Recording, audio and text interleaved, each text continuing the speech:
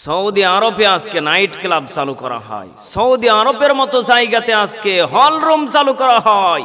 Saudi আরবের মাটিতে আমার নবীজির কদম মোবারক, সৌদি আরবে আমার নবীজি আগমন করেছেন। এই সৌদি আরব আজকে ধ্বংসের মূল আকর্ষণের দিকে চলে গেছেন। পড়ুন না নাউজুবিল্লাহ। আমার কলিজার টুকরা ভাইরা, আমার কলিজার টুকরা বাবাজিরা, এই নিয়ে 1425 বছর আগে আমার নবীজি কি বলেছেন আমাদের জানা দরকার আছে না নেই?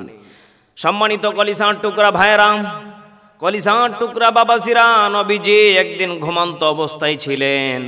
ঘুম থেকে ওঠার পরে উম্মে সালামা দেখেন নবীজি দুইটা আঙ্গুল ওপর দিকে উঠালেন। ওঠানোর পরে এই দোয়াটা পড়তে শুরু করলেন, ওয়াইলুল লিল আরব। নবীজি বললেন ধ্বংস আরবের জন্য। একবার নয়, দুইবার নয়, নবীজি 3 বার বললেন ধ্বংস আরবের জন্য।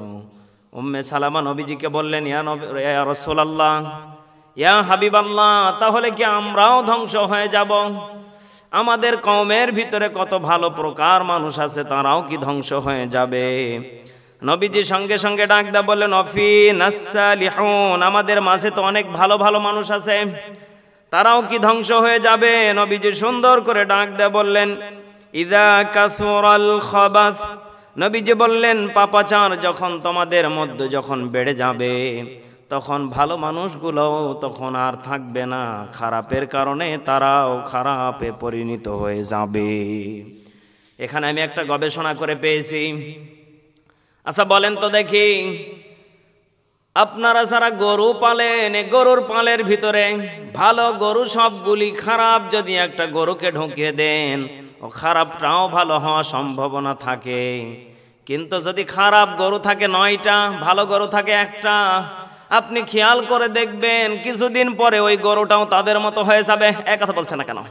এজন্য আমার কলিজার টুকরা বাবাজিরা, সৌদি আরবে আমার নবীজি বারবার করে 3 বার যখন বলেছেন সৌদি আরব ধ্বংস হয়ে যাবে, অবশ্যই তারা ওই নবীর দেশ হতে পারে, নবীজি ওই দেশে আগমন করতে পারে, কিন্তু তাদের পাপাচার একের পর এক যেমনি ভাবে বেড়ে যাচ্ছে, আমার নবীজি বলেন এই সৌদি আরব আর বেশি দিন থাকবে না।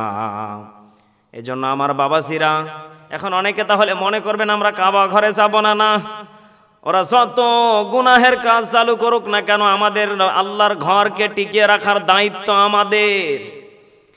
কেননা আল্লাহ পাক বলেন, বান্দা যখন কাবা ঘরে যে যখন পড়বে লাব্বাইক আল্লাহুম্মা লাব্বাইক লা শারীকা লাকা লাব্বাইক ইন্নাল হামদা ওয়ান নি'মাতা লাকা ওয়াল মুলক লা শারীকা লাকা লাব্বাইক, বান্দা যখন এই দোয়াটা বারবার করে পড়তে থাকবে, ওই বান্দাকে আল্লাহ পাক রব্বুল আলামিন তার অতীতের তামাম জিন্দেগির গুনাহগুলি মাফ করে দেবে।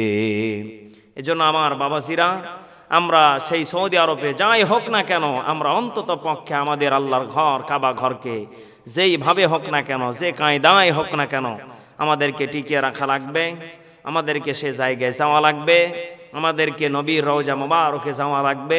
আল্লাহ পাক যেন আমাদেরকে এই সমস্ত সৌদি আরবের ফিতনা থেকে হেফাজত করেন, আর সৌদি আরবদেরকেও যেন আল্লাহ এই সমস্ত ফিতনা থেকে যেন হেফাজত করেন।